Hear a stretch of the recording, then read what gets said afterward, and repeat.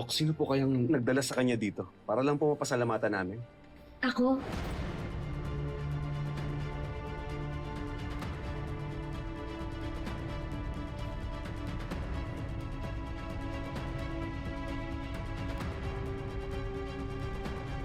Nasa'yo pala talaga si nanay. Ang tagal namin siyang hinahanap kung saan-saan kami nag-iikot. Bakit mo siya kinidnap? Sandali, Andrea, ano ba sinasabi mong kinidnap? Nagpunta siya kanina sa bahay ko. Pagod. Hazel, huwag mo kaming gaguhin. Jeffrey, kung hindi kayo naniniwala, edi i-check niyo yung CCTV ng kapitbahay namin. Nung nagpunta si Manuel kahapon, wala pa si Felma. Hindi siya nagpunta doon.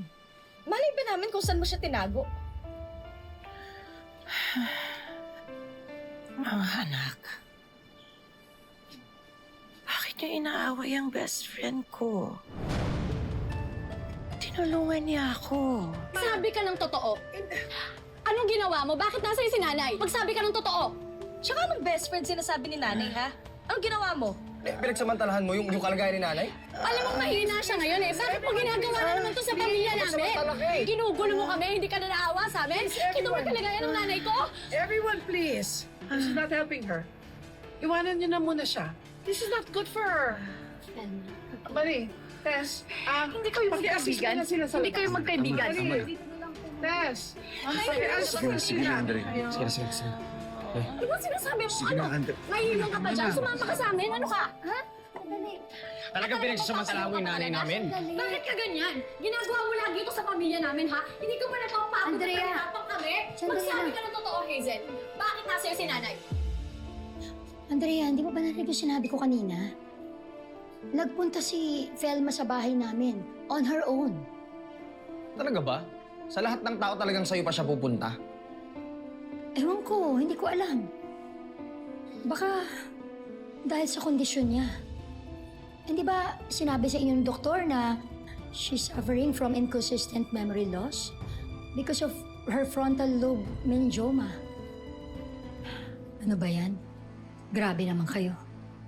Parang wala kayong utang na loob. Tinulungan ko na nga si Felma, di ba? Pagkatapos nagkagalit kayo. Sana pala, pinabayaan ko na lang siya sa gate. Hindi ko na lang siya pinapasok. Pakibigyan na lang kay Felma. Apa! Hazel! Tay! Hazel! Hazel, sandali na. Hazel, mag-usap muna tayo. Ha? Hazel! Ano namang kalokohan to? Manuel, pwede ba? Inaway na ako ng mga anak ko. Huwag ka nang tumagdag pa. Hindi ko lang talaga alam kung bakit hindi kayo lahat naniniwala sa akin. Kasi mahirap paniwalaan na pinuntahan ka ni Felma. Si Felma na nga nagsabi, di ba? Niligtas ko siya. Tinulungan ko siya. Kusang loob siyang lumapit sa akin. Ngayon, di ko alam kung paano o kung bakit. Kung may masama akong intensyon, di ko siya dapat dito sa ospital dinala.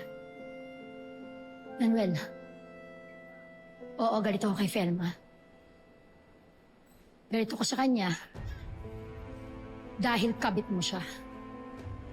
Kaaway ko siya. Pero nurse din ako. May sinumpaan akong tungkulin na magligtas ng buhay ng tao. Kahit nakaaway ko pa. Ba't ganon? Di ba dapat imbis na magalit kayo sa akin, nagpapasalamat pa kayo? Niligtas ko yung buhay ni Felma. Manuel, puro na lang ba kasamaan ang nakikita mo sa akin? Buksan mo naman yung mga mata mo.